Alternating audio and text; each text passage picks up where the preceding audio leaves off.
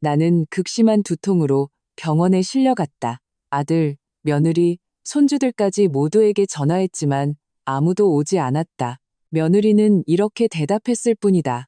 지금 가족 여행 중이에요. 방해하지 마세요. 이제 가실 때도 됐잖아요. 마침내 그들이 병원에 도착했을 때 그들은 쪽지 하나만을 발견했다. 시작하기 전에 좋아요와 구독 버튼 누르는 것을 잊지 마세요. 제 이야기가 어디까지 가는지 알 수 있도록 끝까지 함께 해주시고 어느 도시에서 시청하고 계신지 댓글로 남겨주세요.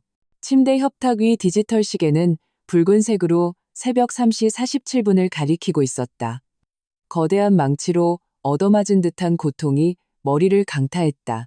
나는 규칙적으로 숨을 쉬려 했으며 숫자를 응시했지만 통증은 관자놀이에서 목덜미까지 뜨거운 불길처럼 번져나갔다. 66의 나이에 웬만한 두통은 겪어봤지만 이건 달랐다. 나 이대로 죽는 건가? 하는 생각이 절로 드는 그런 종류의 고통이었다.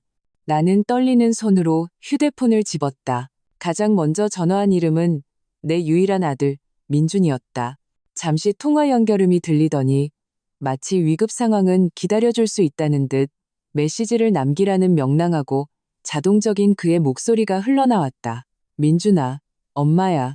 머리가 너무 아파서 병원에 가야 할 것 같아. 전화 좀 다오. 내 목소리가 내 귀에도 낯설게 들렸다. 쉬고 가늘었다. 20분이 흘렀다. 통증은 목 뒤까지 내려와 뜨겁고 무겁게 짓눌렀다. 다시 전화했지만 또 음성 메시지였다. 그 다음엔 며느리 유진에게 전화했다. 신호가 4번 울린 뒤에야 그녀가 받았다. 아직 잠이 덜 깬 듯 날카로운 목소리였다. 어머님, 지금 몇 시인 줄 아세요? 깨워서 미안하다. 머리가 너무 아파서. 구급차를 불러야 할 것 같아. 민준이는 잠시 침묵이 흘렀다. 뒤에서 속삭이는 소리가 들렸다. 다시 들려온 그녀의 목소리는 한층 더 차가웠다. 저희 지금 가족 여행 중이에요. 어머님, 아이들이랑 조용한 시간 보내려고 일부러 온 거예요. 정말 누가 죽어가는 거 아니면 다시는 전화하지 마세요. 전화는 뚝 끊겼다. 정적. 그녀의 말이 내 침실에 메아리 쳤다. 가족 여행. 내가 사랑하는 가족, 내 손으로 키운 손주들이나 없이 여행을 떠난 것이다. 그리고 나는 어쩌면 죽어가고 있는 이 순간에도 안부 전화 한 통 받을 자격조차 없었다. 나는 떨리는 손으로 119를 눌렀다. 대문을 열어두기 위해 문으로 걸어가려 했다. 부엌을 반쯤 지났을 때 시야가 흐려졌다. 바닥이 멀어지는가 싶더니 순식간에 가까워졌다. 나는 쓰러졌다. 구급차 사이렌 소리가 희미하게 들려왔다. 창문 너머로 경광등 불빛이 어른거렸다. 어머님, 제 말 들리세요? 목소리가 가까워졌다, 멀어졌다 했다. 혈압이 너무 높아요. 한 구급대원이 말했다. 이동 침대 바퀴가 삐걱거렸다. 그들이 나를 구급차로 옮길 때 밤 공기가 살갗을 파고들었다. 병원으로 가는 길은 조각난 이미지의 연속이었다. 가로등 불빛, 가슴속의 짧은 기도, 내 팔에 장비를 부착하는 장갑 낀 손, 응급실은 밝고 소독약 냄새로 차가웠다. 분주하게 움직이는 사람들, 간호사가 링거를 꽂았다. 비상 연락처 있으세요? 나는 민준과 유진의 번호를 댔다. 연락해보겠습니다. 나는 CT 촬영실로 옮겨졌다. 기계가 머리 위에서 웅웅거렸다. 피를 뽑고 혈압을 몇 번이고 쟀다. 나와 비슷한 연배의 여의사가 다가왔다. 명찰에는 김지영이라고 적혀 있었다. 그녀는 침대 옆에 앉았다. 따뜻하지만 단호한 얼굴이었다. 박순자 어머님. 초기 검사 결과 심한 긴장성 두통으로 보입니다. 스트레스가 원인일 가능성이 커요. 도착하셨을 때 혈압이 굉장히 높았습니다. 오늘 밤은 경과를 지켜봐야겠습니다. 혈압과 통증을 낮추는 약을 투여할게요. 혼자가 아니시니 걱정 마세요. 저희가 여기 있습니다. 누구, 전화 온 사람 없었나요? 바보 같은 질문인 줄 알면서도 참을 수가 없었다. 의사는 나를 바라보았다. 비난 없는 연민이 담긴 눈빛이었다. 간호사가 몇 번 시도했는데 아직 답이 없네요. 그녀의 말은 느리고 정중했지만 바늘처럼 가슴을 찔렀다. 나는 병실로 옮겨졌고 조명이 어두워졌다. 밖에서는 병원 단지 내 작은 교회에서 새벽 종소리가 울려 퍼졌다. 옆에 있는 모니터가 규칙적으로 소리를 냈다. 삑삑. 밤의 순간들을 지키는 메트로놈처럼 나는 하얀 천장을 바라보며 약기운이 통증의 날카로운 끝을 무디게 만드는 것을 느꼈다. 그 빈자리에는 차가운 깨달음이 들어찼다. 나는 자식이 없어서가 아니라 내가 가족이라 부르던 사람들이 곁에 있기를 선택하지 않았기 때문에 혼자였다. 자정 무렵 간호사가 들어왔다. 명찰에는 강소희라고 적혀 있었다. 40대 초반쯤 되어 보였다. 눈빛이 온화했. 그녀는 이불을 바로 해주고 링거액을 확인했다. 손길은 능숙했지만 부드러웠다. 어머님, 편안하세요? 불편한 건 없으시고요? 나한테 온 전화는 없었나요? 날씨를 묻는 것처럼 가볍게 물었다. 그녀는 조용히 고개를 저었다. 아직요, 어머님. 우선 푹 쉬세요. 어머님이 안전한 게 제일 중요하니까요. 때로는 가족들도 어떻게 해야 할지 몰라서 당황하곤 해요. 나는 희미하게 웃었다. 당황한 게 아닐 거예요, 간호사님. 그냥 관심이 없는 거죠. 강소희 간호사는 반박하지 않았다. 그녀는 그저 이렇게 말했다. 가족이란 필요할 때 와주는 사람이에요. 어머님, 푹 주무세요. 그녀가 나간 후 병실은 다시 고요해졌다. 예전에는 나를 불안하게 만들던 고요함이었다. 오늘 밤 그 고요함은 거울처럼 느껴졌다. 나는 그 안에서 나 자신을 보았다. 너무 오랫동안 다른 사람의 진문에 행복을 걸어두었던 한 여자를 언제 잠들었는지 모른다. 눈을 떴을 때 햇살이 커튼 틈으로 스며들고 있었다. 다른 간호사가 아침 식사로 따뜻한 죽과 달콤한 차를 가져다 주었다. 침대 옆 테이블에 내 휴대폰에는 아무런 알림도 없었다. 부재중 전화도 메시지도 없었다. 죽을 천천히 떠먹는 동안 이상한 일이 일어났다. 마음이 무너져 내리는 대신 누군가 오랫동안 김이 서려있던 유리를 닦아낸 것처럼 맑아졌다. 이건 우연도 하룻밤의 실수도 아니었다. 이것은 패턴이었고 수년간 내가 핑계로 감싸왔던 진실이었다. 그 애들은 바빠. 어린애들 키우느라 힘들어. 나중엔 달라지겠지. 진실은 언제나 단순했다. 그들은 내가 필요한 게 아니라 나의 쓸모가 필요했을 뿐이다. 김지영 의사가 회진을 왔다. 오늘 아침은 어떠세요, 어머님? 달라요. 나는 솔직하게 대답했다. 네, 진통제도 잘 듣고 혈압도 내려갔습니다. 계속 경과를 지켜보겠습니다. 선생님, 나는 용기를 내어 말했다. 만약 가족의 지지를 받지 못하는 환자가 있다면 뭐라고 조언해 주시나요? 그녀는 의자를 당겨 앉았다. 마치 우리가 오랜 친구인 것처럼. 오래 진료해왔어요. 제가 드릴 수 있는 말씀은 다른 사람이 우리를 어떻게 대하는지는 통제할 수 없지만 거기에 어떻게 반응할지는 선택할 수 있다는 겁니다. 상처받지 않은 척하는데 지쳤다면요? 내 목소리는 떨리지 않았다. 그렇다면 이제 그만 척할 때가 된 거겠죠. 그녀는 일어서서 내 이불 끝을 가볍게 두드렸다. 오늘 어머님이 통제할 수 있는 것부터 시작하세요. 그녀가 나간 후 나는 서랍에서 병원에서 나눠준 작은 노트를 꺼냈다. 하늘색 표지에 가방 주머니에서 펜을 꺼냈다. 손은 더 이상 떨리지 않았다. 첫 페이지에 나는 제목을 썼다. 내가 무엇을 주었는가. 그 아래는 잠시 비워두고 기억들이 차례로 줄을 서게 내버려뒀다. 다음 페이지에는 내가 무엇을 받았는가 라고 썼다. 여기도 일단 비워두었다. 그리고 세 번째 페이지, 남은 인생 동안 내가 원하는 것은 무엇인가? 나는 새 페이지를 마치 세계의 문을 보듯 바라보았다. 오랫동안 잊고 있던 나에게로 다시 돌아오는 문을 열기로 처음으로 선택했다. 나는 노트의 세 가지 제목을 오랫동안 응시했다. 마치 그 종이 뒤에 내가 열 수 있다는 사실을 이제야 깨달은 문이 있는 것 같았다. 휴대폰은 여전히 조용했다. 민중과 유진의 가족여행도 언젠가는 끝날 터였다.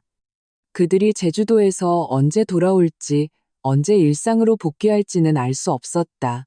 아마 그때쯤 그들은 똑같은 나를 발견하리라 생각했을 것이다. 언제든 부르면 달려가고 모든 부족한 부분을 메워줄 준비가 된 나를 그들은 놀라게 될 것이다. 기억이 향수처럼이 아니라 증거처럼 밀려왔다. 8년 전, 민주는 내게 최유진을 소개했다. 그녀는 똑똑하고 야심찼으며 말투는 정중했고 미소는 계산되어 있었다. 나는 행복했다. 32의 아들이 마침내 가정을 꾸릴 결심을 했으니 나는 스스로에게 약속했다. 내가 갖지 못했던 그런 시어머니가 되리라고. 간섭 없이 곁에 있어주고 요구 없이 도와주리라고. 유진은 직접적으로 무언가를 요구한 적이 없었다. 그녀는 거의 완벽에 가까운 그림을 그린 다음 작은 틈을 가리키는데 능숙했다. 저희 신혼집 전셋집이 거의 다 마음에 드는데 어느 날 오후 그녀는 내 거실에서 따뜻한 차를 마시며 말했다. 전세 보증금이 좀 숨막히게 하네요. 하윤이가 나중에 공원이랑 먼 집에 살면 불쌍하잖아요. 그때 하윤이는 태어나지도 않았었다. 그들은 결혼도 하기 전이었다. 하지만 나는 이미 그들의 계획이 내 머릿속에서 짜이는 것을 볼 수 있었다. 나는 그들의 행복을 함께 꾸미고 싶었다. 결혼식 이야기가 나왔다. 소박하지만 기억에 남는 결혼식을 하고 싶어요, 어머님. 그 예식장이 참 예쁘던데. 뭐, 아시다시피 욕심이 능력보다 두 걸음 앞서가네요. 나는 수표책을 꺼냈다. 가족의 모든 문제는 돈으로 덮으면 깔끔해진다고 믿는 늙은 부모의 오랜 습관이었다. 나는 그것을 선물 또는 무이자 대출이라고 불렀다. 기분 상하지 않게 그들은 고개를 끄덕이고 나를 껴안으며 안정되면 꼭 갚겠다고 약속했다. 다음에 그들은 첫 집을 샀다. 민주는 건설사 할인 때문에 놓칠 수 없는 기회라고 했다. 계약금이 조금 부족할 뿐이라고. 어머님, 자리 잡으면 꼭 갚을게요. 나는 숨이 멎을 만큼 큰 액수를 이체했다. 오랫동안 아끼고 모은 내 노후 자금이었다. 이체 내역에 나는 가족 대여금이라고 적었다. 7년이 흘렀다. 대여금이라는 단어는 다시는 언급되지 않았다. 하윤이가 태어났을 때 행복이 첫비처럼 내게 쏟아졌다. 동그란 얼굴, 민준의 어릴 적을 떠올리게 하는 눈. 어머님, 일주일에 3번만 봐주실 수 있어요? 유진이 가볍게 물었다. 제가 파트타임으로라도 다시 일할 수 있게요. 그들의 집은 왕복 40분 거리였다. 꽉 막힌 도로와 신호등을 뚫고 나는 아침 일찍 가서 해질녘에 돌아왔다. 어머님은 구세주세요. 유진은 가방을 들며 말했다. 하윤이 방금 잠들었어요. 우유는 냉장고에 있고요. 저 5시에 퇴근해요. 나는 그 임무들을 기쁜 소식처럼 받아들였다. 하윤이의 웃음 하나하나가 돈으로 살 수 없는 보상이었다. 어느 날 오후 하윤이는 내 거실에서 작은 두 걸음을 떼고는 내 품에 쓰러졌다. 나는 작게 비명을 질렀다.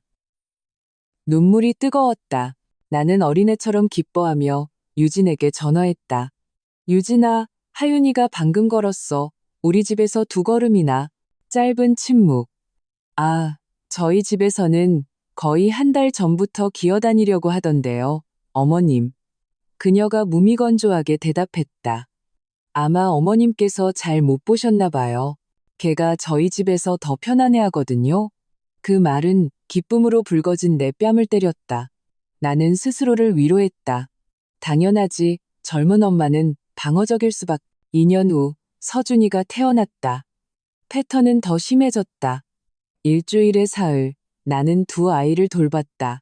기저귀를 갈고 이유식을 먹이고 그들의 집 뒷마당에 작은 옷들을 널었다. 토요일 밤에도 종종 아이들을 맡겼다. 둘만의 시간이 필요해서요. 나는 옷가지며 교육용 장난감이며 수영 강습비, 구민회관 놀이교실 비용을 냈다. 요즘 지출이 빡빡해서요. 어머님, 애가 둘이다 보니 나는 계산하지 않았다. 그저 내 손주들의 어린 시절이 달콤한 기억으로 가득 차도록 했을 뿐이다. 그러는 동안 나는 거슬리는 작은 것들을 보기 시작했다. 하윤이가 나를 너무 꽉 껴안으면 유진은 하윤아, 할머니한테 너무 치대지 마. 엄마한테 먼저 뽀뽀해야지 라고 나무랐다. 서준이가 평일에 내게 전화해달라고 조르면 유진은 나중에 할머니 스케줄 있는 날 하자. 지금은 엄마랑 놀 시간이야 라고 말했다. 그들의 집벽에 걸린 가족 사진에는 유진과 그녀의 부모님이 있었다. 화려한 스튜디오 사진 중앙에는 그녀의 어머니가 있었다. 나와 하윤, 서준이가 함께 찍은 사진은 서랍 속에 있다가 가끔 나왔다가 다시 사라지곤 했다. 어느 날 유진이 시장 야채 가격을 알리듯 무심한 투로 말했다. 애들이 할머니한테 너무 정을 붙여요. 부모보다 할머니를 더 찾으면 건강하지 못한 애착 관계가 될 수 있어요. 나는 입을 다물었다. 할머니의 사랑이 위협으로 간주될 수 있는가? 그 후로 새로운 규칙들이 생겨났다. 나는 아이들을 미리 허락된 활동에만 데려갈 수 있었다. 5만 원 이상의 물건을 사주려면 먼저 확인받아야 했다. 명절 전에 함께 쿠키를 굽고 동물원에 소풍 가는 내가 꿈꿨던 전통들은 허가 목록을 거쳐야만 했다. 조용히 나와 민준 사이에 거리가 생겨났다. 예전에는 직장 농담, 미래 계획 등 뭐든지 이야기하곤 했는데 최근에는 모든 대화가 암기한 대본 같았다. 한두 마디 안부 인사, 그리고는 도움 요청. 그는 더 이상 내 의견을 묻지 않았다. 해결해야 할 일이 있을 때만 연락했다. 돈이 부족하거나 차를 수리해야 하거나 유진이 쉬어야 할 때 우리의 관계는 모자 관계에서 일방적인 서비스 창구로 변해 있었다. 나는 한 번 비가 길게 내리던 밤에 전환점이 오리라 생각했었다. 전기가 나가고 우리 셋, 나와 하윤, 서준이가 비상등 아래서 책을 읽던 밤, 아이들은 내게 따뜻하게 기대어 소리내어 웃었다. 나는 이것이야말로 우리를 진정한 가족으로 묶어줄 순간이라고 생각했다. 하지만 다음 날 새로운 규칙이 생겨났다. 애들을 할머니 댁에서 재우지 마세요. 자기 집에서 적응하기 힘들어해요. 병원에서 나는 내가 무엇을 주었는가 라는 제목의 페이지를 응시했다. 나는 썼다. 전세 보증금, 작은 리모델링 비용, 가족 파티 비용, 수영 강습비, 미술 강습비, 옷, 장난감, 기름값, 시간, 에너지, 토요일 밤, 길었던 새벽, 아무도 갚아주지 않은 걱정들, 내가 무엇을 받았는가, 페이지에 나는 천천히 썼다. 마지못한 감사 인사, 그리고 마침표를 찍었다. 가슴이 후련하면서도 쓰라렸다. 마침내 소독된 상처처럼 나는 쓰라린 사람이 되고 싶지 않았다. 그저 더 이상 눈먼 사람이 되고 싶지 않았을 뿐이다. 내가 원하는 것은 무엇인가? 페이지에서 내 손은 잠시 망설였다. 나는 너무 오랫동안 다른 사람들의 필요 목록으로 살아왔다. 하지만 펜이 움직이기 시작했다. 그림 교실 수강, 전시회를 보러 경주 여행, 이탈리아 여행, 로마, 그리고 토스카나, 가족의 긴급 상황 때문에 항상 미뤄왔던 오랜 꿈, 사랑받을 가치가 있음을 증명하라고 강요하지 않고 나를 소중히 여겨줄 새로운 친구들, 호출 대기실이 아닌 다시 내 집이 되어줄 집. 나는 노트를 덮었다. 밖에서는 복도를 청소하는 소리가 규칙적으로 들렸다. 나는 깨달았다. 가장 중요한 귀갓길은 병원에서 나가는 것이 아니라 나를 이곳으로 끌고 온 오랜 습관에서 벗어나는 것이라고. 그들의 휴가가 끝나면 그들은 같은 문을 발견할 것이다. 하지만 그 문을 여는 사람은 더 이상 예전의 문지기가 아닐 것이다. 그것이 내가 나 자신에게 속삭인 약속이었다. 다음 날 아침 햇살이 막 벽을 타고 오를 때 김지영 의사가 왔다. 나는 이미 기대어 앉아 있었다. 무릎 위에는 파란색 노트가 놓여 있었다. 오늘 아침은 어떠세요? 박순자 어머님? 더 맑아졌어요. 내가 말했다. 선생님, 좀 이상하게 들릴지 모르지만 여쭤볼 게 있어요. 그녀는 진료 기록을 내려놓고 의자를 당겨 앉았다. 네, 말씀하세요. 제가 66입니다. 건강관리를 잘한다면 제 뜻대로 살 수 있는 좋은 날들이 앞으로 몇 년이나 남았을까요? 그녀는 웃지도 훈계하지도 않았다. 20년, 30년이 될 수도 있죠. 어쩌면 그 이상일 수도 있고요. 혹시 큰 변화를 생각하고 계신가요? 생각하는 단계는 지났어요. 선생님, 그래야만 할 것 같아요. 그녀는 고개를 끄덕였다. 눈빛이 온화했다. 가장 잘 회복하는 사람들은 행복해지고 싶다는 이유로 더 이상 미안해하지 않는 사람들이에요. 자신을 이해할 의도가 없는 사람들에게 자신의 선택을 설명하는 걸 멈추는 사람들이죠. 그냥 시작하세요. 무엇을요? 자신의 삶이 중요한 것처럼 사는 것쇼. 왜냐하면 정말 중요하니까요. 그녀는 일어섰다. 오늘 오후에 혈압을 다시 보죠. 안정적이면 퇴원하실 수 있습니다. 의사가 나간 후 나는 환자 호출 벨을 눌렀다.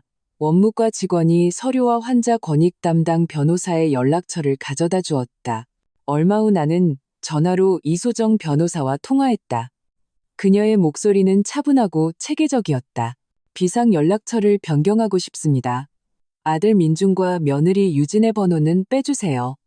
대신 가까운 이웃인 이경숙 씨와 병원 자체 번호로 바꿔주세요.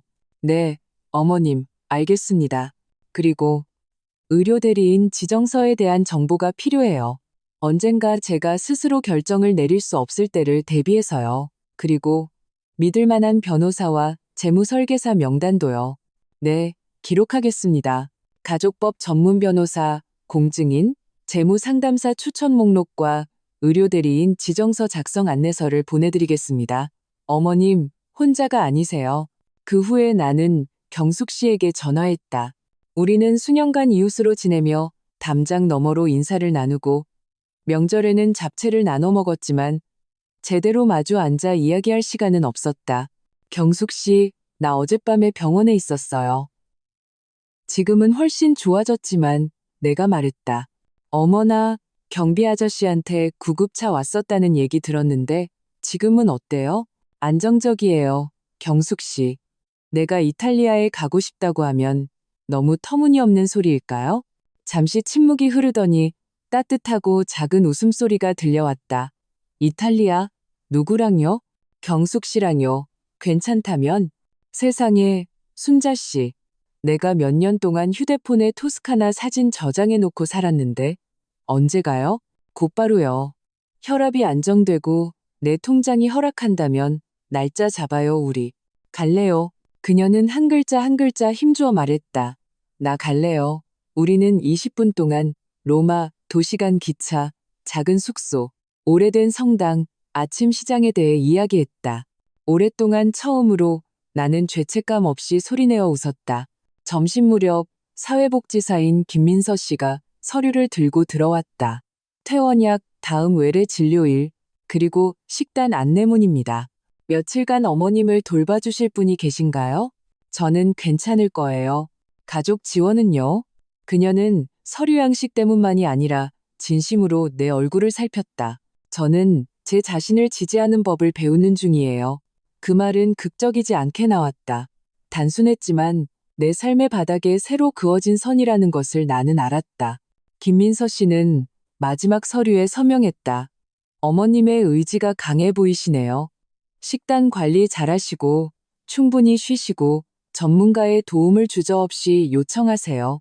나는 행정 서류에 서명하고 집으로 가져갈 결정들보다 훨씬 가볍게 느껴지는 약 봉투를 손에 쥐었다. 카카오 택시를 불렀다. 아니, 민준에게 전화하지 않을 것이다. 집으로 가는 길은 반짝이는 오후를 뚫고 지나갔다. 창밖으로 그동안 무심코 지나쳤던 동네 풍경이 보였다. 김이 모락모락 나는 순댓국집, 빨래를 넣는 아주머니들, 길가에서 오토바이를 고치는 아저씨. 작은 내 집은 페인트가 바르기 시작한 대문으로 나를 맞았다. 손주들이 쉽게 알아보라고 내가 골랐던 하늘색이었다. 나는 가방에서 열쇠를 더듬어 찾아 문을 열고 그동안 대기실 같았던 거실로 들어섰다. 거의 쓰이지 않는 장난감, 작은 손길을 기다리는 동화책, 오지 않는 손님들을 위해 매번 고쳐놓던 쿠션들. 오늘 이 공간은 나의 것이었다.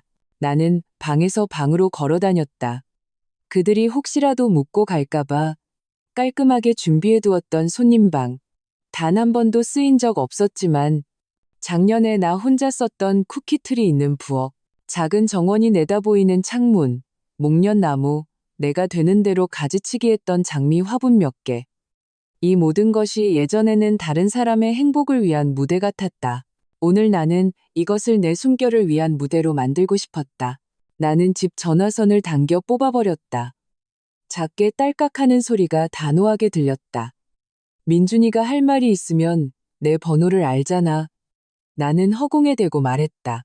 나는 더 이상 오지 않을지도 모르는 전화벨을 기다리며 의자에 앉아있지 않을 것이다. 나는 그동안 만지기 두려운 귀여운 물건처럼 보관해왔던 브로슈어가 담긴 파일을 꺼냈다. 로마 지도, 시에나의 돌길 사진, 올리브밭. 나는 의자를 당겨 식탁 위에 모든 것을 펼쳐놓았다. 파란색 노트를 세 번째 페이지로 넘겼다. 내가 원하는 것은 무엇인가? 나는 항목들을 추가했다. 동네 문화센터에서 그림 교실 수강하기, 피렌체 외곽에서 가정식 요리 투어 참여하기, 손님방을 접이식 책상과 밝은 조명이 있는 작은 작업실로 바꾸기, 저녁이 천천히 내려앉았다. 보통 이 시간이면 나는 민준에게 전화해 안부를 묻고 도와줄 것이 없는지 제안하고 다른 사람의 분주함으로 정적을 채웠다. 하지만 이번에는 아니었다. 나는 정원 벤치에 앉았다.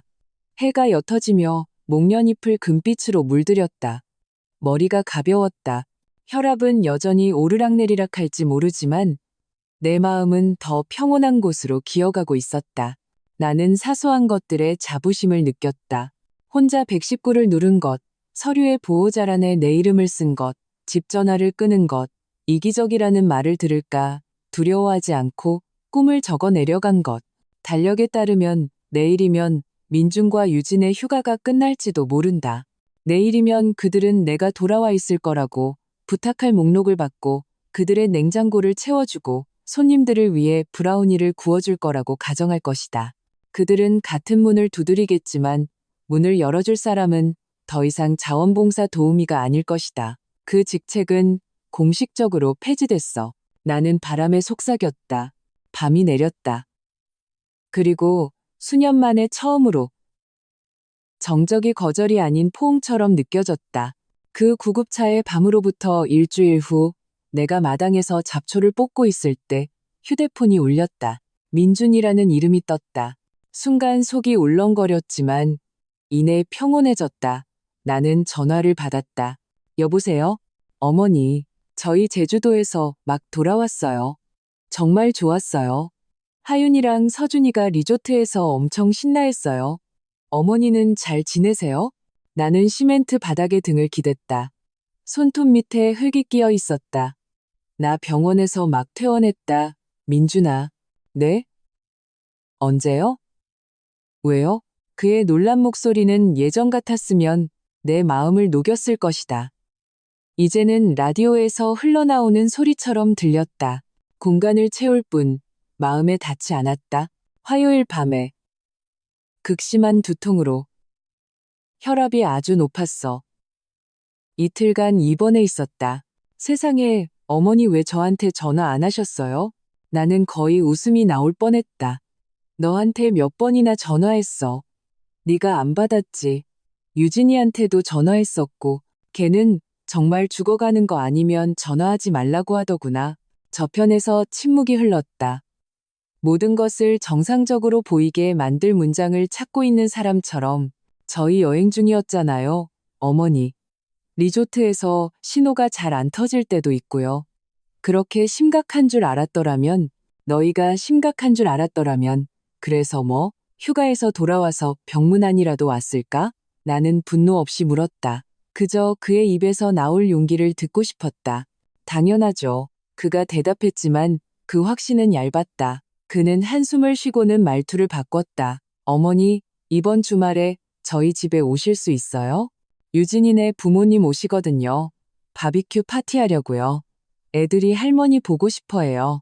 예전 같았으면 나는 바로 그래라고 대답하고 심지어 돕겠다는 제안까지 덧붙였을 것이다. 오늘 그의 말들은 쇼핑 목록처럼 들렸다. 내가 뭘 가져가면 되니? 나는 그가 진짜로 무엇을 원하는지 알고 싶어서 물었다. 늘 하시던 거요, 어머니. 어머님표 갈비찜 다들 좋아하잖아요. 그리고 애들 먹을 반찬 몇 가지도요.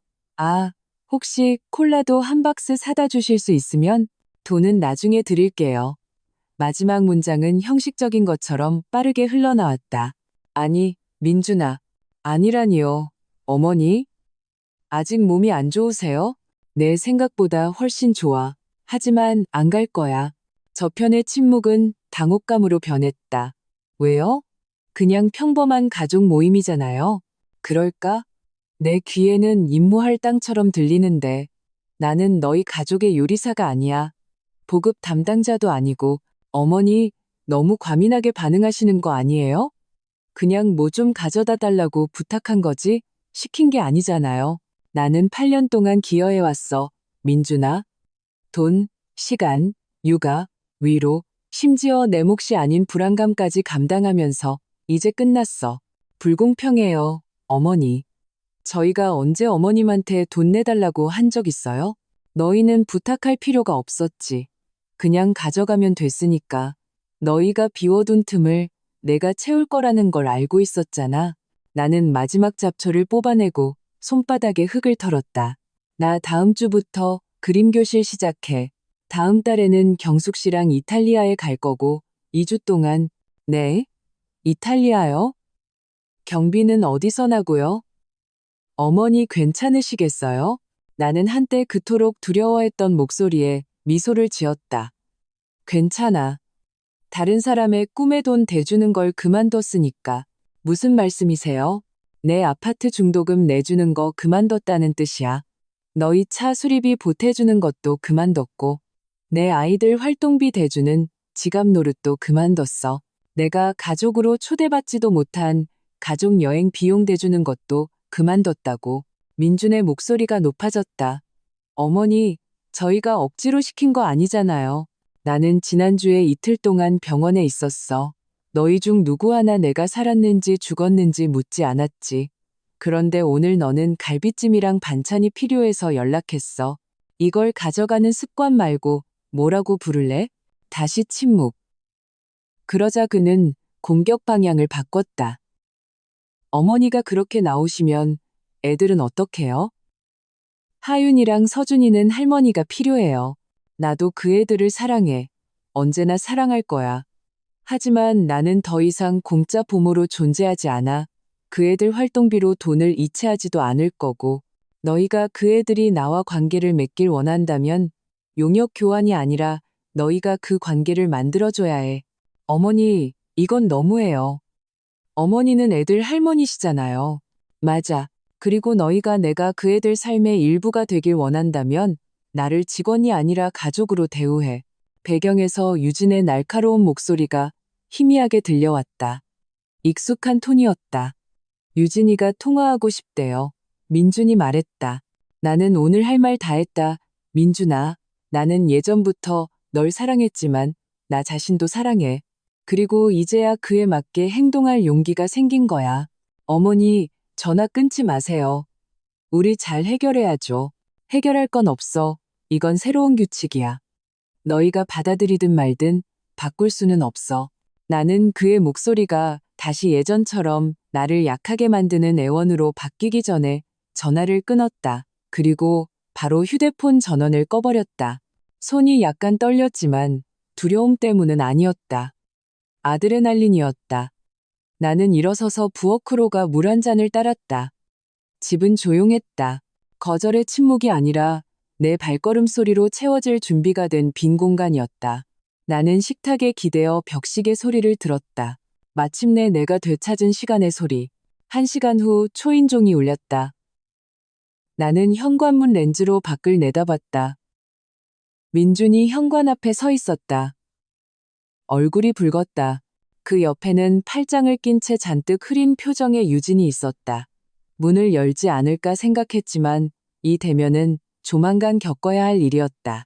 나는 잠금 장치를 풀고 문을 반쯤 열어두었다. 무슨 일이야? 우리 얘기 좀 해야겠어요. 민준이 화를 억누르며 말했다. 전화로 다 했잖아. 유진이 한 걸음 다가왔다. 목소리는 달콤했지만 날카로웠다. 어머님, 분명 오해가 있었을 거예요. 우린 가족이잖아요. 가족은 문제를 해결해야죠. 우리가 가족일까, 유진아? 가족은 보통 누가 병원에 입원하면 걱정을 해. 중요한 순간에 함께하고 다른 구성원을 일꾼처럼 부려먹지 않아. 드라마 좀 그만 찍으세요, 어머님. 그녀의 미소에 금이 갔다. 저희가 휴가 중에 매분 매초 휴대폰만 보고 있지 않았다고 해서 걱정 안 했다는 뜻은 아니에요. 너는 그냥 휴대폰을 확인하지 않은 게 아니야. 나한테 죽어가는 거 아니면 전화하지 말라고 했지. 나는 그날 밤 정말 죽을 수도 있었고 너는 상관없었잖아. 민준이 끼어들었다. 목소리가 높아졌다. 어머니, 저희도 걱정했어요. 하지만 어머니가 머리 아프실 때마다 저희가 달려가야 하는 건 아니잖아요. 나는 그의 눈을 똑바로 쳐다봤다. 그냥 두통이 아니었어. 위험한 고혈압이 동반된 응급 상황이었고 이틀이나 입원했다고. 유진은 민준을 쳐다보더니 다시 나를 향해 눈썹을 치켜떴다. 그래도 지금은 괜찮으시잖아요? 그럼 뭐가 문제예요? 그녀의 질문은 내 안의 모든 것을 굳게 만들었다. 분노가 아니라 확신이었다. 문제는 내가 마침내 똑똑히 보게 됐다는 거야. 지난 8년간 나는 너희 가족 안에서 내 자리를 사려고 애썼어. 그건 어리석은 짓이었고 오늘로 끝이야. 이기적이시네요. 유진이 씩씩거렸다. 애들은 할머니가 필요해요. 아이들은 자신들이 사랑하는 사람이 존중받는 걸 볼 필요가 있어. 건강한 경계선을 배울 필요가 있다고. 부모가 다른 사람을 착취하면서 그걸 사랑이라고 부르는 걸 볼 필요는 없어. 나는 민준을 바라봤다.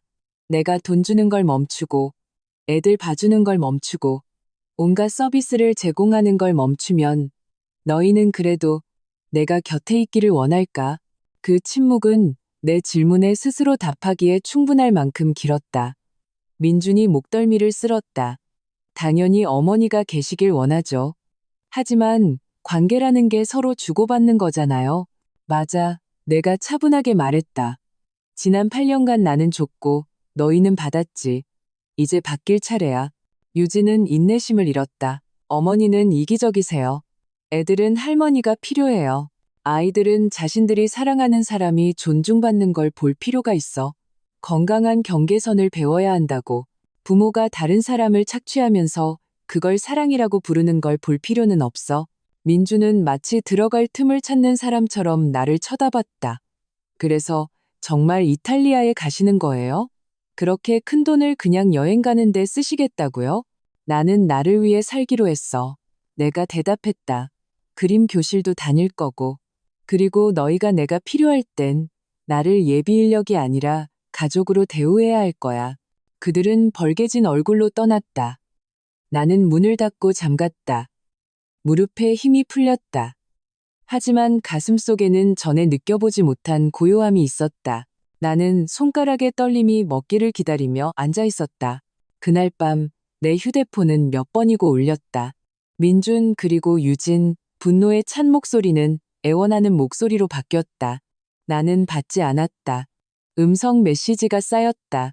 내가 잘 아는 문장들이었다. 어머니가 손주들한테 상처 주는 거예요. 우린 가족이잖아요. 우리 잘 얘기할 수 있어요. 나는 열어보지도 않고 삭제했다.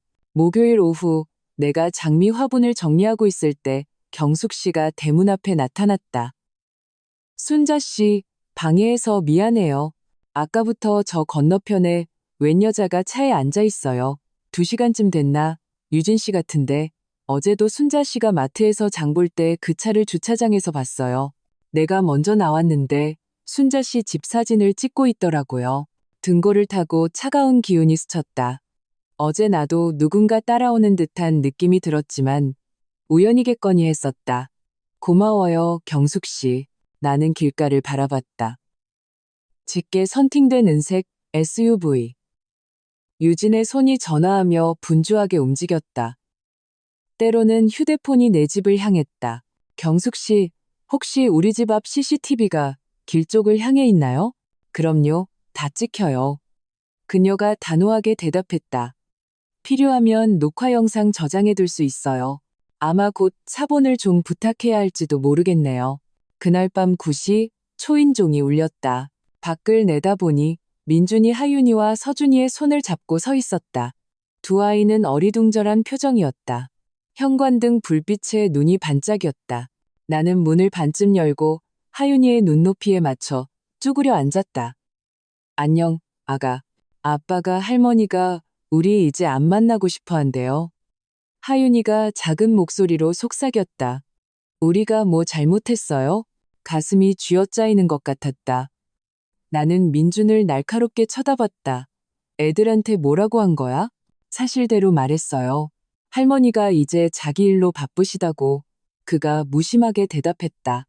애들이 이해를 못해서요. 나는 다시 아이들에게로 돌아갔다. 잘 들어, 얘들아. 할머니는 너희를 아주 많이 사랑해. 이건 너희 잘못이 아니야. 어른들끼리 먼저 해결해야 할 일이 있는 거란다. 서준이가 입술을 깨물었다. 할머니, 우리한테 화났어요? 아니, 할머니는 절대 너희한테 화 안 내. 나는 일어서서 민준을 마주봤다. 지금 당장 돌아가. 그리고 애들을 방패로 삼는 짓 그만해. 애들이 할머니 보고 싶어 해요. 어머니. 그렇다면 관계에는 서로 존중이 필요하다는 걸 설명해줘. 할머니는 무급 가사도우미처럼 취급받을 수 없다는 걸 설명해 주라고. 그들이 떠난 후 나는 휴대폰을 바라봤다. 다음 주 변호사와의 약속이 너무 멀게 느껴졌다. 나는 그날 오후 이소정 변호사가 보내준 명함을 찾았다. 오승연 변호사.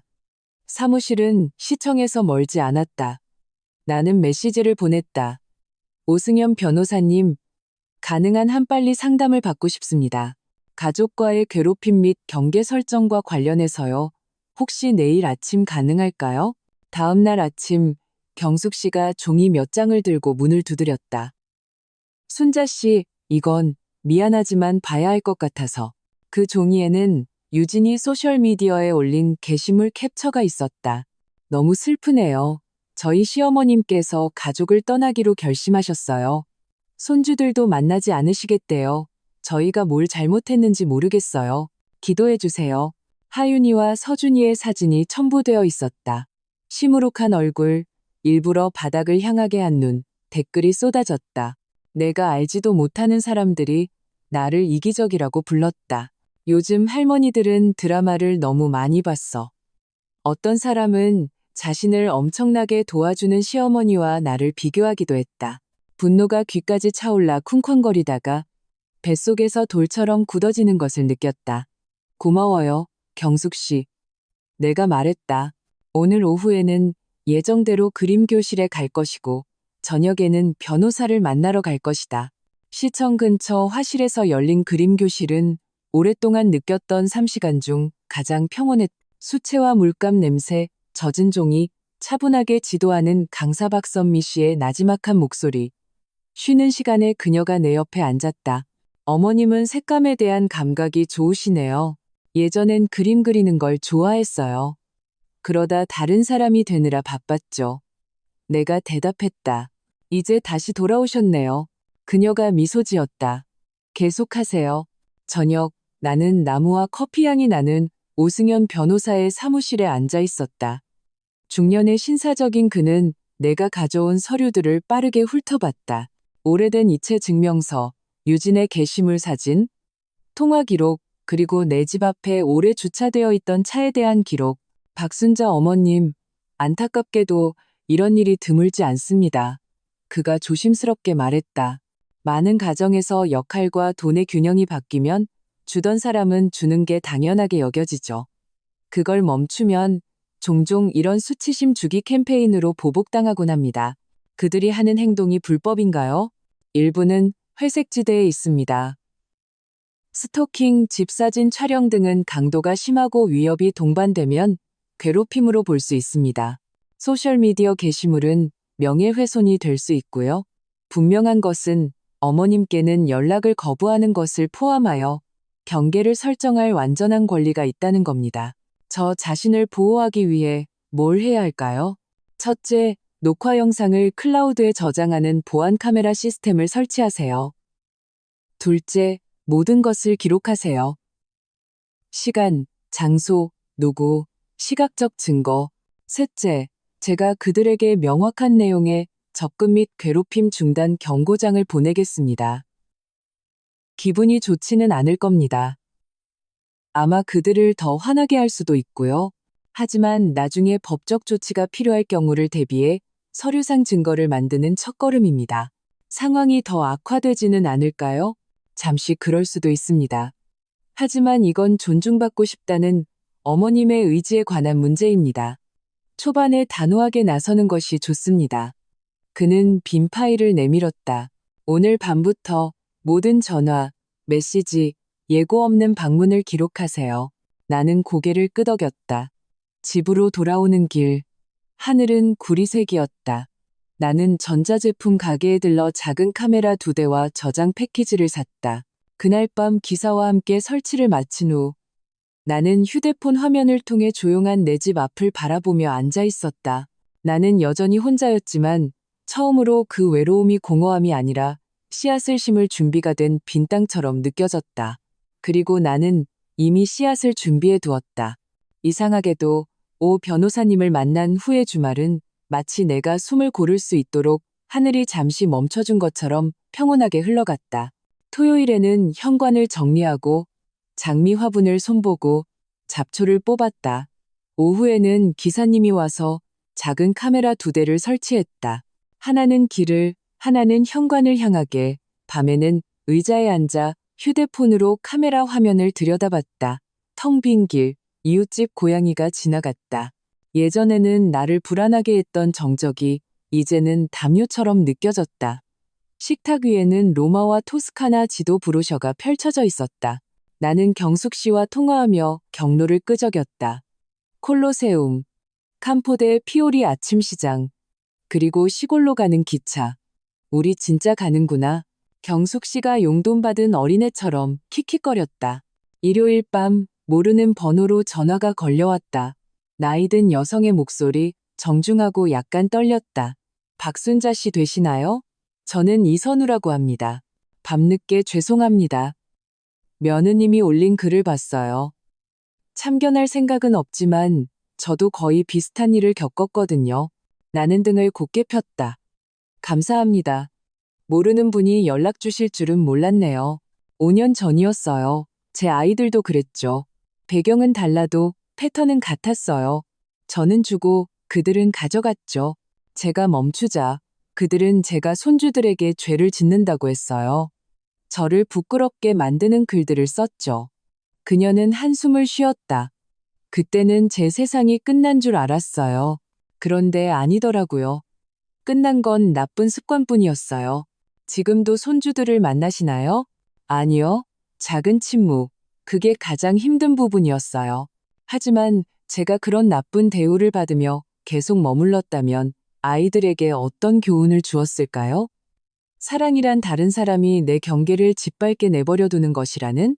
저는 멀리서나마 자신을 존중하는 것이 중요하다는 걸 가르치기로 선택했어요. 나는 옷자락을 움켜쥐었다. 가끔 이 결정이 하윤이와 서준이가 나를 미워하게 만들까봐 두려워요.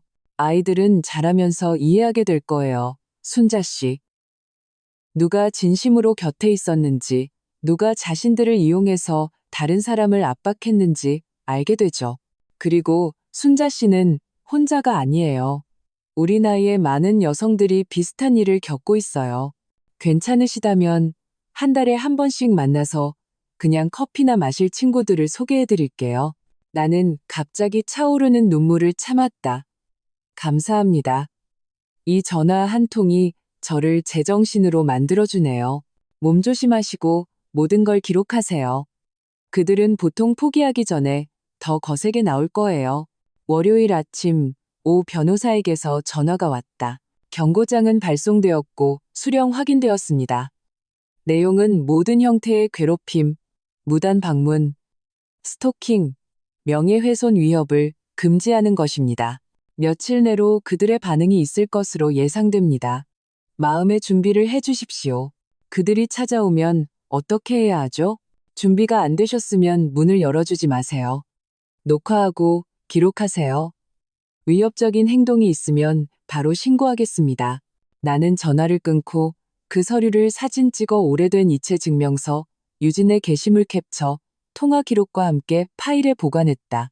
그날 오후 나는 예비 메모리 카드와 배터리를 사러 갔다. 편집증 때문이 아니었다. 나는 그저 감정이 아닌 데이터로 삶을 정리하는 법을 배우고 있었다. 화요일은 야채 장수 자전거 벨 소리 외에는 아무 소리 없이 지나갔다. 나는 된장찌개를 끓였다. 예전에는 민준이네 집에 서둘러 가느라 시도해볼 틈도 없었던 레시피였다. 나는 고마움의 표시로 한 그릇을 경숙 씨에게 가져다 주었다. 우리는 그녀의 현관에서 함께 먹었다. 저녁바람이 망고 잎 향기를 실어왔다. 얼굴이 더 좋아졌네. 그녀가 말했다. 나는 미소 지었다. 아마도 전화를 기다리지 않고 잠들기 때문일 것이다. 수요일 아침 카메라 알림이 울렸다. 화면에는 민준이 대문 밖에 서 있었다. 아이스크림 가게를 엿보는 아이처럼 창문 쪽으로 목을 길게 빼고 있었다. 그는 커튼 틈으로 안을 들여다보려다 현관에 있는 무언가를 사진 찍었다. 나는 움직이지 않았다. 카메라가 일하게 내버려뒀다. 몇 분 후 그는 떠났다. 나는 영상을 저장하고 시간을 기록했다. 오전 9시 12분. 내 휴대폰으로 프로필 사진 없는 새 계정에서 메시지가 왔다. 부끄러운 줄 아세요? 가족들이 그렇게 잘해줬는데 도망가다니. 하윤이가 매일 밤 울어요. 죄가 더 쌓이기 전에 돌아오세요. 유진의 문체였다. 나는 그 리듬을 외우고 있었다. 단지 이제 가명을 썼을 뿐이다. 나는 스크린샷을 찍어 증거 폴더에 저장했다. 해질녘, 식물에 물을 주려고 현관문을 열었다. 현관 계단에 크고 검은 비닐봉지가 놓여 있었다. 열자마자 썩은 냄새가 코를 찔렀다. 음식물 쓰레기, 양파 껍질, 찬밥, 그리고 매직으로 휘갈겨 쓴 쪽지 한 장. 이게 너야. 순간 가슴이 철렁했지만 오 변호사의 목소리를 떠올리자 발걸음이 다시 단단해졌다. 나는 고무장갑을 끼고 여러 각도에서 사진을 찍은 다음 다시 묶어 바깥 쓰레기통에 버렸다. 노트에 적었다. 수요일 18시 32분. 모욕적인 쪽지가 든 쓰레기 봉투. 그날 밤 잠시 울고 싶은 마음이 작은 파도처럼 밀려왔다. 두려워서가 아니라 슬퍼서였다. 잠들기 전 이마에 입 맞춰주던 사람이 이제는 정복해야 할 목표물로 나를 여기고 있다는 사실 때문에 나는 눈을 감고 숨을 고르며 이선우 씨의 말을 떠올렸다. 끝난 건 나쁜 습관뿐이에요. 나는 펜을 쥐고 내가 원하는 것은 무엇인가? 페이지에 한 문장을 추가했다. 누구에게도 살 수 없는 평온함. 목요일, 다시 알림이 울렸다. 이번에는 유진의 차가 좀 더 멀리 멈춰 있었다. 그녀는 시동을 켠 채 휴대폰을 들고 내 집을 향해 몇 번이고 카메라를 들었다. 왼손은 메시지를 쓰듯 빠르게 움직였다. 예전의 나라면 당황하고 화내고 전화를 걸었을 것이다. 그날의 나는 그저 저장 버튼을 눌렀다. 나는 따뜻한 차를 끓여 식탁에 앉아 노트를 펼치고 주문처럼 내 꿈의 목록을 되뇌었다. 그림 그리기, 이탈리아 가기, 집 재정비하기, 이 상처의 언어를 이해하는 여성들과 만나기, 컵에 숟가락이 부딪히는 소리 하나하나가 결심을 다지는 것 같았다. 그들은 아마 나를 지치게 만들어 포기하게 할 작정이었을 것이다. 그들은 주소를 잘못 찾았다. 나는 이번에는 나 자신을 위해 존재하는 법을 연습하는 사람이 되어 있었다.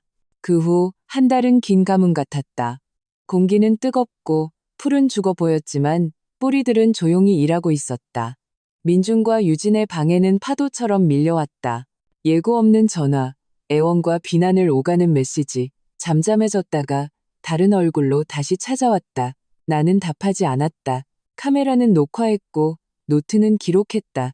몇몇 밤 유진의 차가 골목 끝에 멈춰섰다. 몇 번이고 프로필 사진 없는 계정이 죄책감을 심으려는 문장들을 보내왔다. 나는 모든 것을 내 자신에 대한 진실이 아닌 증거로 저장했다. 어느 날 오후 시청 사회복지과 공무원 2명이 공무원증을 들고 찾아왔다. 스스로를 방치하는 노인에 대한 익명의 신고가 접수되었습니다. 한 명이 서류를 읽으며 딱딱하게 말했다. 그들은 냉장고 속 내 약들, 의사 진료 일정을 묻고 집의 안전을 점검했다. 나는 무슨 일이 있었는지 설명했다. 가족과의 경계 갈등, 변호사의 경고장. 그들은 기록했고 그중 한 명이 파일을 덮었다. 데이터가 아닌 한 인간으로서 나를 바라보며 어머님은 건강하시고 스스로 결정할 능력이 있어 보이십니다. 협박이 있다면 신고하세요. 저희에게 심리 상담사나 노인 복지관 연계 프로그램도 있습니다. 그들이 떠난 후 나는 작게 웃었다. 씁쓸함이 섞여 있었다. 내가 다시 순종하게 만들려고 사람들이 나를 얼마나 비정상으로 몰아가려 애쓰는지를 생각하니 진정한 변화는 지난주 이선우 씨의 전화에서 비롯되었다. 그 후 그녀는 나를 공원 근처 작은 찻집에서 한 무리의 여성들과 만나게 해주었다. 우리는 피해자라는 유니폼 없이 그저 이야기를 들고 구석에 앉았다. 주름진 얼굴에 이야기가 담긴 온화한 인상의 요한나 씨. 그녀의 세 아들은 체계적으로 도움을 요청해 그녀의 퇴직연금을 바닥내면서 천천히 그녀의 사회적 관계망을 끊어버렸다. 떨리는 목소리로 딸이 자기 서명을 위조해 수표를 현금화한 것을 발견했다고 고백한 박정미 씨. 그녀는 언젠가 딸이 돌아오리라 희망하면서도 경찰에 신고했던 과정을 이야기했다. 사위가 자신에게 부정적인 딱지를 붙이는데 능숙해 딸에게 자주 만나면 손주들에게 위험한 할머니라고 설득시킨 알리사 씨도 있었다. 우리는 서로를 구원하지 않았다. 우리는 서로를 목격했다. 커피를 마시는 사이 우리의 문장들은 가족이라는 단어의 의미를 재정립했다. 언제나 옳은 것은 피가 아니라 곁에 있어주고 존중하는 사람이었다. 나는 그들이 원하는 엄마가 되려고 애쓰느라 내가 필요로 하는 여자가 되는 것을 잊고 살았어요. 요한나 씨가 나지막이 말했다. 그 문장은 며칠 동안 내 피부에 붙어 있었다. 우리는 한 달에 한 번 그저 서로의 숨을 확인하기 위해 만나기로 했다. 그 원 밖에서 세상은 천천히 움직였다. 유진의 게시물은 사람들이 왜 가족사를 공개적으로 떠벌리지? 라고 묻기 시작하면서 힘을 잃기 시작했다. 예전에 개모임을 같이 하던 오랜 친구들, 이웃들, 옛 신앙 동료들이 조용히 내게 연락해왔다. 사실 우리 다 보고 있었어. 순자 씨. 한 명이 순댓국집에서 점심을 먹으며 말했다. 당신이 점점 작아지는 게 보였어. 그들 필요 속으로 증발해버리는 것 같았지. 나는 국물을 마셨다. 맵고 단맛이 이상한 부끄러움을 가져왔다. 약한 모습을 들켜서가 아니라 너무 오랫동안 틀린 것을 정당화했기 때문에. 그날 오후 휴대폰이 진동했다. 하윤이라는 이름이 떴다. 가슴이 묶인 듯했다. 나는 받았다. 여보세요, 아가. 할머니, 왜 할머니 이제 안 와요? 목소리가 실처럼 가늘었다. 이건 어른들끼리 해결하고 있는 일이란다. 얘야. 엄마가 할머니가 우리 이제 안 사랑한대요. 그 말은 작은 가시처럼 밝혔다. 놀라서가 아니라 익숙해서. 어른들이 사랑을 도구로 바꾸는 방식. 하윤아, 할머니 말 잘 들어. 할머니는 네가 지금 이해할 수 있는 것보다 훨씬 더 너와 서준이를 사랑해. 할머니는 언제나 너희를 사랑할 거야. 하지만 사랑한다는 게 할머니를 나쁘게 대하는 사람들을 그냥 내버려 둔다는 뜻은 아니야. 무슨 말인지 모르겠어요. 언젠가 너는 이해하게 될 거야. 그리고 네가 이해하게 되면 이걸 기억해. 할머니는 자기 자신을 사랑하기로 선택했다는 걸. 뒤따른 침묵은 이제 막 놓인 다리처럼 느껴졌다. 아직 튼튼하지는 않지만 존재했다. 서준이한테도 할머니 안부 전해줘. 전화를 끊고 나는 오랫동안 손수건을 쥔 채 앉아 있었다. 눈물은 체념이 아니라 옳은 결정을 위해 당연히 치러야 할 슬픔에서 나왔다. 밤에 나는 오승연 변호사에게 연락했다. 변호사님, 손주들을 위해 교육 자금을 준비하고 싶습니다. 부모의 태도와는 별개로 아이들이 성인이 되었을 때 직접 받을 수 있게요. 공증인을 통해 조건부 증여계약을 만들 수 있습니다. 그가 설명했다. 자금은 은행을 수탁자로 하는 손주 명의의 정기예금 계좌에 보관되고 만 18세가 되면 지급됩니다. 증서에 부모가 인출할 수 없도록 하는 보호조항을 명시할 수 있습니다. 그렇게 하죠? 우리는 그 주에 2번 더 만났다. 그는 증서 초안을 준비하고 법률 용어를 하나하나 설명해 주었다. 무겁게 들렸던 것들이 내가 손에 쥘 수 있는 계획으로 바뀌었다. 나는 합리적인 금액을 선택했다. 사치를 부리게 하려는 게 아니라 때가 되었을 때 하윤이와 서준이에게 선택권을 주기 위한 다리로서 나는 어느 날 아침 그들이 그 계좌를 열고 내가 끼워둔 편지를 읽는 모습을 상상했다. 너희 할머니는 할머니가 곁에 있을 수 없을 때조차도 너희의 미래가 중요하다고 믿었단다. 그 문장을 쓰는 것은 가슴을 후련하게도 쓰리게도 했다. 그러는 동안 나는 매주 박선미 강사의 화실에 계속 나갔다. 3시간 동안 종이에 수채물감을 쓸고 나무십 사이에 빛을 좇았다. 내 그림들은 아직 서툴렀지만 몇 번은 단순하고 솔직한 그림이 나왔다. 박선미 강사는 내 작은 풍경화를 보고 이게 바로 어머님이세요? 라고 속삭인 적이 있다. 나는 웃으며 그 뜻을 묻지 않았다. 말로 알 필요가 없었다. 느낌으로 알았으니까. 천천히 내 집도 변했다.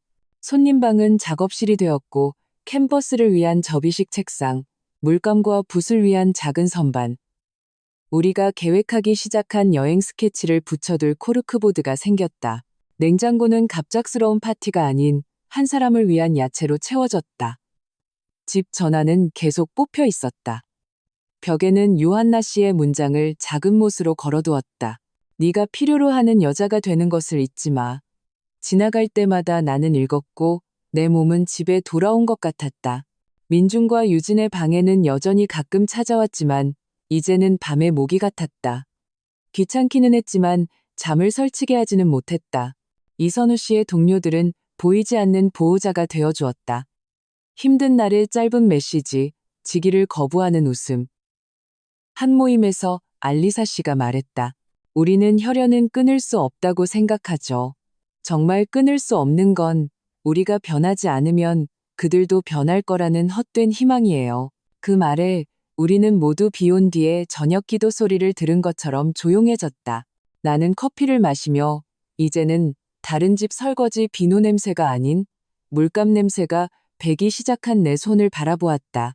그리고 처음으로 나는 이 가뭄이 그들이 멈췄기 때문이 아니라 내가 다른 뿌리를 내렸기 때문에 끝날 것이라고 진심으로 믿었다. 그 구급차의 밤으로부터 6개월 후 나는 토스카나 언덕의 작은 숙소 테라스에 서서 올리브반 너머로 지는 해를 바라보고 있었다. 손에는 달콤 쌉쌀한 현지 시럽 한 잔이 들려 있었다.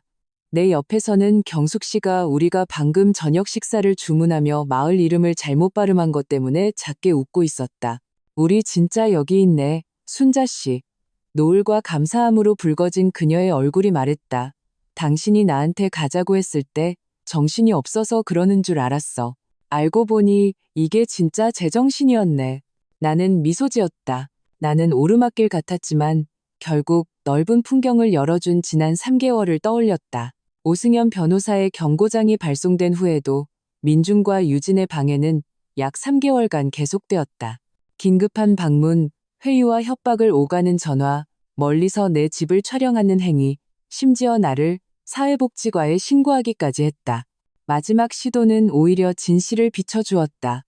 공무원들이 와서 점검하고는 내가 건강하고 단정하며 자신을 돌볼 능력이 있다고 결론 내렸다.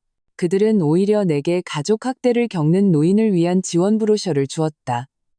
그 후 천천히 공격은 힘을 잃었다. 사람들은 그들이 스스로 퍼뜨린 드라마에 실증내기 시작했다. 또 다른 전환점은 조용히 찾아왔다. 박선미 강사의 화실에서 그녀는 학생들과 함께 작은 전시회를 제안했다. 거창할 필요 없어요. 그림 3점이면 돼요. 그녀가 말했다. 나는 망설였지만 동의했다. 개막식 날 오후 소박한 공간은 색과 형태에 대해 이야기하는 모르는 사람들의 목소리로 가득 찼다. 내 그림 3점, 낡은 돌담, 마당의 목련 화분, 그리고 작은 논 풍경화가 팔렸다. 큰 액수는 아니었지만 나는 낯선 사람이 내 손에서 아름다운 무언가를 보았다는 사실에 간질간질한 마음으로 집에 돌아왔다. 그날 밤 나는 이제 작업대가 된 식탁에 앉아 작은 영수증을 바라보며 생각했다. 나는 평생 내가 준 도움의 양으로 나 자신을 측정해왔구나. 알고 보니 내가 창조한 것으로도 측정될 수 있었네. 내 건강도 의식 없이 변했다. 두통은 사라지고 혈압은 안정되었다. 원래 검진에서 김지영 의사는 자랑스러운 미소로 나를 바라보았다. 어머님, 꼭 먼 곳에서 돌아온 사람 같아요. 그녀가 말했다. 나는 웃었다. 방금 먼 곳으로 가는 티켓을 예약했어요. 선생님. 그녀는 엄지를 치켜세웠다. 집에서 나는 커튼을 바꾸고 벽 한 면을 나무십색으로 칠했다. 손님 방은 공식적으로 작업실이 되었다. 작은 선반, 밝은 조명, 이탈리아 지도와 기차 시간표, 그리고 기억하고 싶은 단어들이 붙어 있는 코르크보드. 나는 시립공원의 걷기 동호회에 가입했다. 그곳에서 나는 거슬리지 않게 웃는 조용한 호랍이 정진우 씨를 만났다. 어느 날 밤 포장마차에서 김치볶음밥을 먹으며 그가 말했다. 어려운 성인 자녀 문제는 마치 잘못된 등산로를 오르는 것 같아요. 계속 억지로 오르거나 잠시 내려와서 다른 길을 찾거나. 나는 고개를 끄덕였다. 그의 말이 현명해서가 아니라 그 저녁 식사를 즐겁게 만들기 위해 누군가를 바꿔야 할 필요성을 느끼지 못했기 때문이다. 피렌체에서의 마지막 날, 나와 경숙 씨는 작은 마을의 가정식 요리 교실에 참여했다. 우리를 맞이한 강사루치 아나는 이곳에 오래 산 한국인으로 따뜻한 한국말로 우리를 환영했다. 요리는 사랑으로 해야 해요. 그녀는 반죽을 치대며 말했다. 하지만 자기 자신을 위한 사랑이 먼저예요. 여러분이 만든 것을 소중히 여기지 않으면 어떻게 다른 사람과 나눌 수 있겠어요? 밀가루가 내 손가락에 묻었다. 그녀의 말이 내 머리에 남았다. 나는 고마워요라고 말하며 나를 제대로 봐주지 않았던 사람들을 위해 수년간 수많은 요리를 했던 것을 생각했다. 그날 창밖으로 언덕이 보이는 작은 부엌에서 나는 토마토 소스를 저으며 내 인생을 요리하고 있는 기분이었다. 밤에 숙소방에서 우리는 짐을 풀었다. 옷가지들이 조심스럽게 접혔다. 여행 사진들이 침대 위에 흩어져 있었다. 경숙 씨는 내가 새로 산 쇼를 두드리며 나를 진지하게 바라봤다. 후회한 적 있어, 순자 씨? 그 옛날 패턴을 버린 거. 나는 옷 깨는 것을 멈췄다. 그 질문은 돌이 아니라 거울이었다. 그렇게 해야만 했다는 사실을 후회해 내가 나지막이 말했다. 민준이가 사랑을 거래로 보는 법을 배웠다는 것, 유진이가 아직 사람을 자원이 아닌 인간으로 존중하는 법을 배우지 못했다는 것을 후회해. 하윤이와 서준이가 부모가 다른 사람을 나쁘게 대하는 것을 보며 자랐다는 것을 후회해. 나는 숨을 고르고 쇼를 접어 여행 가방 위에 올려놓았다. 하지만 나 자신을 선택한 것은 후회하지 않아. 내가 줄 수 있는 도움의 목록보다 내가 더 가치 있다는 것을 발견한 것을 후회하지 않아. 우리는 잠시 조용히 창밖으로 작아지는 도시의 소리를 들었다. 그들을 다시 만나면 어떻게 될 것 같아? 경숙 씨가 물었다. 언젠가는 분명히 만날 테니까. 만나게 된다면 서로를 존중하는 인간 대 인간으로 만나게 되겠지? 그렇지 않다면 만날 필요 없는 거고. 나는 작게 미소 지었다. 나는 내 가족에게서 사랑의 부스러기를 좇는 짓을 그만뒀어. 경숙 씨는 고개를 끄덕였다. 입술이 휘어졌다. 당신한테 뭔가 배웠어. 용기라는 게 부드러울 수도 있다는 거. 나는 웃었다. 나는 그걸 맑아졌다고 부르고 싶어. 우리는 다시 옷을 겠다. 창밖으로 밤이 고요함을 내렸다. 나는 이제 붓과 나무 주걱을 쥐는데 익숙해진 내 손을 바라보았다. 다른 사람의 마음에 들어갈 입장권을 사기 위해 너무 자주 지갑을 쥐었던 손. 내일 우리는 돌아간다. 하지만 나는 사실 그날 새벽 3시 47분에 이미 집에 돌아왔다는 것을 알았다. 마침내 내 안으로 통하는 문을 발견하고 그 문을 안에서 잠갔을 때 세상을 거부하기 위해서가 아니라 내 아들을 포함해 누구든 들어올 사람은 존중을 가지고 들어오게 하기 위해서. 나와 경숙 씨가 이탈리아에서 돌아온 지 3주 후 내가 마당에서 목련잎을 다듬고 있을 때 전화가 울렸다. 민준이라는 이름이 떴다. 심장은 더 이상 예전처럼 뛰지 않았다. 평범하게 걸었다. 경계했지만 두렵지는 않았다. 나는 받았다. 어머니, 우리 얘기 좀 해야 할 것 같아요. 목소리가 달랐다. 톤을 낮추는 법을 이제 막 배운 사람처럼 더 조용했다. 무슨 얘기? 어떻게 이렇게 엉망이 됐는지에 대해서요. 저랑 유진이랑 얘기했어요. 저희가 잘 대처하지 못했던 것 같아요. 그는 말을 멈추고 침을 삼켰다. 애들이 할머니 보고 싶어 해요. 저희도 보고 싶고요. 아마 다시 시작할 수 있지 않을까요? 예전의 나라면 바로 고개를 끄덕이고 문을 활짝 열었을 것이다. 이제 나는 다음 문장을 기다렸다.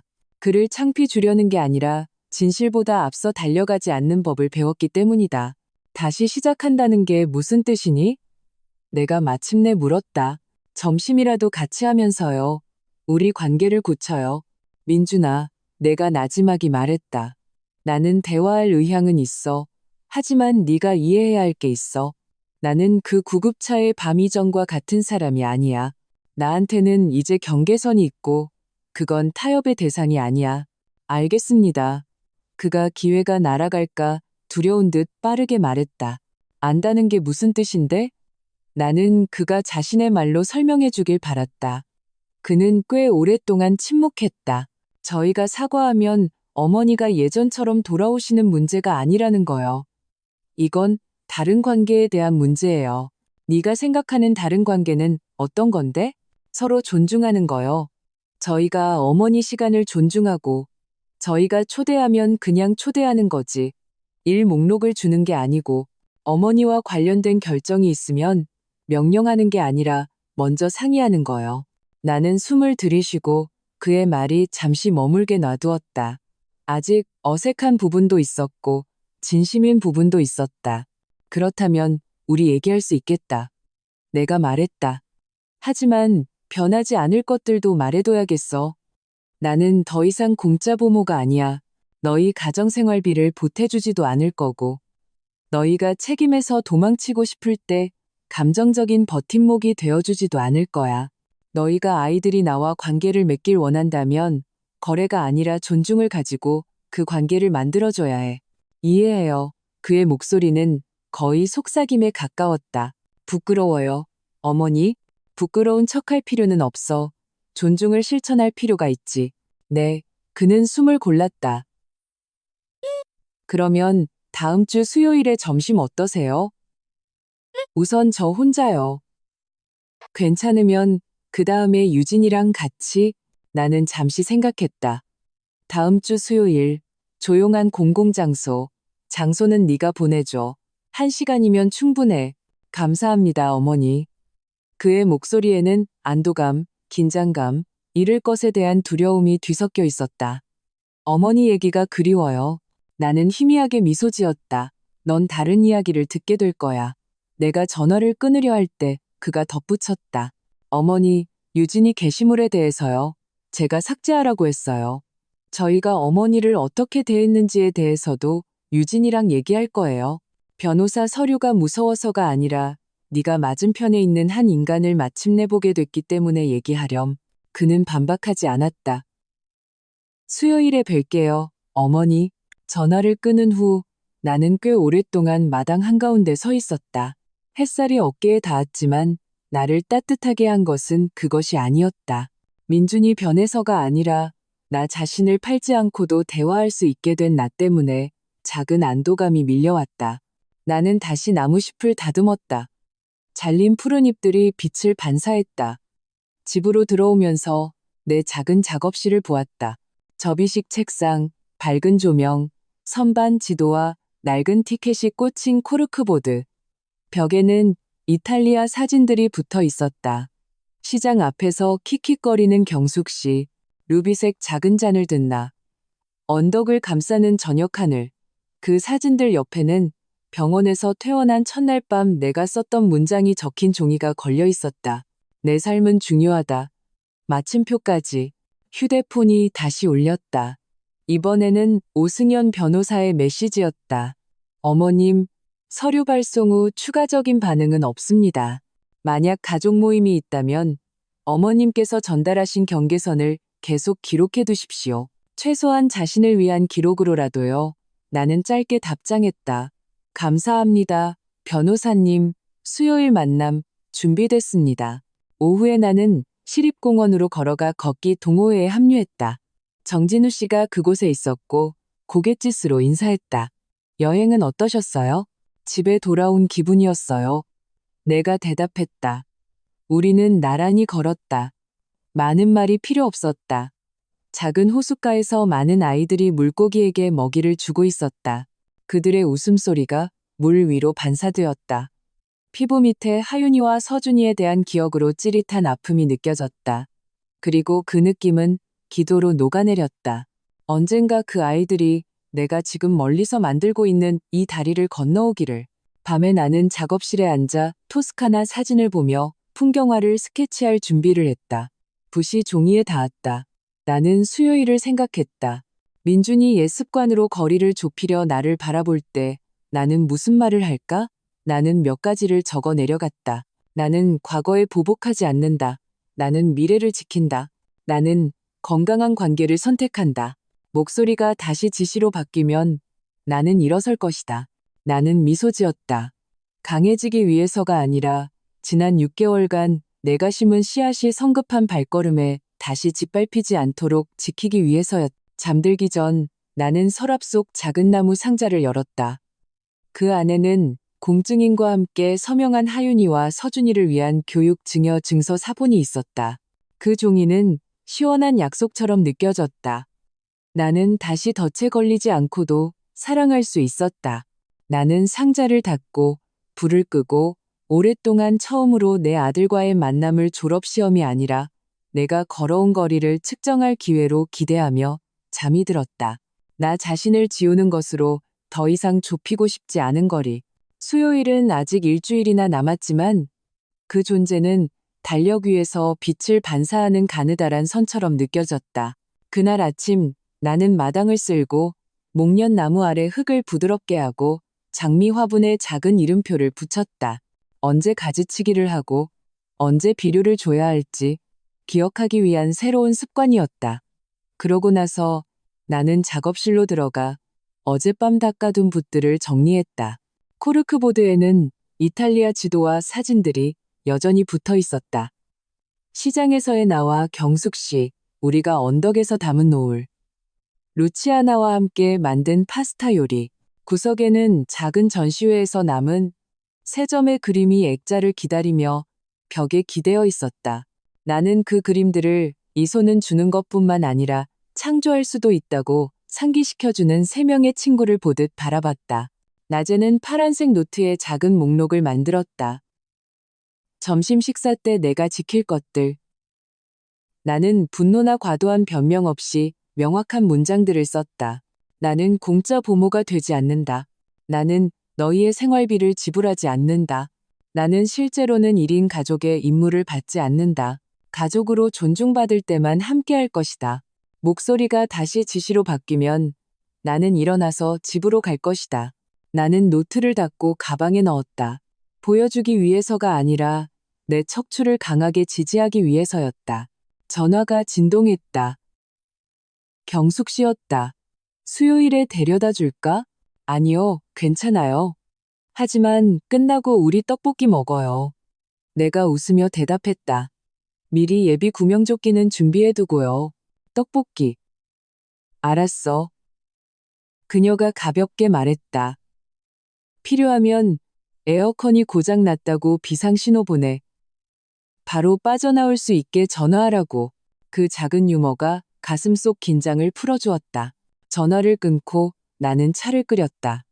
물이 끓기를 기다리는 동안 내 생각은 가장 외로웠던 순간에 곁에 있어준 사람들에게로 향했다. 나를 단순한 환자가 아니라 온전한 인간으로 봐주었던 김지영 의사. 가족이란 와주는 사람이라고 말했던 강소희 간호사. 나를 어머님이라고 불러주며 보호받는 느낌을 주었던 구급대원. 서류를 정리하는 법을 가르쳐준 이소정 변호사. 내 두려움을 명확한 단계로 바꾸어준 오승현 변호사. 어두운 복도에 불을 켜준 이선우 씨. 정직함 속에서 나와 함께 앉아준 요한나, 박정미, 알리사. 내 색깔을 위한 자리를 내어준 박선미 강사. 비난하는 질문 없이 내 옆에서 걸어준 정진우 씨. 그 이름들이 강을 건너는 징검다리처럼 줄지어 있었다. 나는 깨달았다. 나는 사실 한 번도 완전히 혼자였던 적이 없었다. 단지 항상 닫혀있던 한쪽 문만 너무 바쁘게 돌아보느라 다른 창문들이 열려 있다는 것을 잊고 있었을 뿐이다. 오후에 나는 보안 카메라를 확인했다. 이제는 두려움이 아니라 관리라고 느껴지는 습관이었다. 그날의 녹화 영상에는 이웃집 고양이, 야채 장수, 그리고 대문을 두드리는 택배 기사만 보였다. 평온했다. 나는 벽달력에 의사 진료일을 표시하고 화실 시간표, 걷기 동호회 일정, 그리고 이선우 씨의 여성 모임 날짜를 붙였다. 내 삶은 더 이상 하나의 실에 의존하지 않고 서로를 강화하는 여러 가닥의 섬유로 짜인 새로운 직물처럼 느껴졌다. 해질녘 나는 부엌으로 들어갔다. 마늘과 함께 콩나물을 볶고 밥을 짓고 두부를 부쳤다. 단순하고 충분했다. 나는 예전에 민준이네 집으로 보낼 도시락통으로 가득 채우곤 했던 식탁에 앉았다. 이제는 작은 접시와 물컵 그리고 창문으로 들어오는 한 조각의 노을만 있었다. 나는 처음으로 민준에게 전화를 끊었던 밤을 떠올렸다. 그때는 손이 떨렸다. 지금은 같은 노을 아래 내 손은 평온했다. 내가 돌이 되어서가 아니라 나 자신을 사랑하는 것이 누구에 대한 배신도 아니라는 것을 받아들였기 때문이다. 식사 후 나는 거실로 걸어갔다. 집 전화는 오래전에 끊겼다. 그 자리에는 이제 시장 근처 꽃집에서 산 유칼립투스 잎이 담긴 작은 화병이 있었다. 텔레비전은 켜지 않았다. 나는 대신 작은 라디오를 켜는 것을 선호했다. 짧은 뉴스와 옛 노래들을 들으며 나는 이탈리아에서 사온 쇼를 접으며 살며시 냄새를 맡았다. 숙소 세탁실 냄새, 약간의 햇살, 약간의 빵 반죽 냄새가 났다. 요리는 자기 자신을 위한 사랑으로 먼저 해야 한다고 제잘거리던 루치아나를 떠올리며 미소 지었다. 밤이 내리고 나는 노트에 몇 줄을 썼다. 나는 나 자신을 팔지 않고 민준을 만날 준비가 되었다. 나는 경계를 지우지 않고 들을 준비가 되었다. 화제가 업무 목록으로 바뀌면 돌아갈 준비가 되었다. 그리고 서랍을 열어 하윤이와 서준이를 위한 교육 증여, 증서 사본을 다시 확인했다. 그 종이는 사랑을 사기 위한 도구가 아니었다. 옛 패턴으로 돌아가지 않고 사랑하는 방법이었다. 나는 아이들의 작은 이름을 바라보며 그들이 자라서 내가 끼워둔 편지를 여는 것을 상상했다. 너희 할머니는 네가 너 자신을 위해 좋은 것을 선택하리라 믿는단다. 찌릿한 아픔도 평온함도 있었다. 두 감정은 공존할 수 있었다. 그것이 내가 새로이 이해한 것이었다. 잠들기 전 나는 작업실 문턱에 섰다. 이탈리아 사진들, 작은 그림들, 색색의 핀이 꽂힌 지도, 강습 목록, 걷기 일정, 모든 것이 내가 나 자신을 위해 수집한 사건의 증거들 같았다. 내가 다른 사람의 정의 밖에서 하나의 삶을 구축했다는 증거. 나는 불을 끄고 방으로 들어가 이불을 덮었다. 수요일은 아직 일주일이나 남았다. 이상하게도 바로 그 불확실함이 막 열린 창문에서 불어오는 바람처럼 부드럽게 느껴졌다. 예전에는 불확실함이 내 가슴을 두드렸다. 나는 그들의 계획에 포함될까? 그들이 나를 기억할 만큼 나는 충분히 쓸모 있을까? 이제 불확실함은 그저 이런 의미일 뿐이었다. 앞으로 무슨 일이 일어나든 나는 내가 직접 꾸민 집으로, 내가 키워낸 작업실로, 내가 선택한 일정으로, 내가 돌보는 몸으로, 내가 지켜낸 마음으로 돌아올 것이다. 그리고 그곳 다정한 어둠 속에서 나는 마지막 문장이 마음속을 스치며 잠이 들었다. 내일, 그리고 그 다음 날들에도 만남이 있을 수도, 이별이 있을 수도 있겠지. 확실한 것은 나는 더 이상 내 자신의 눈에서 사라지지 않는다는 것이다.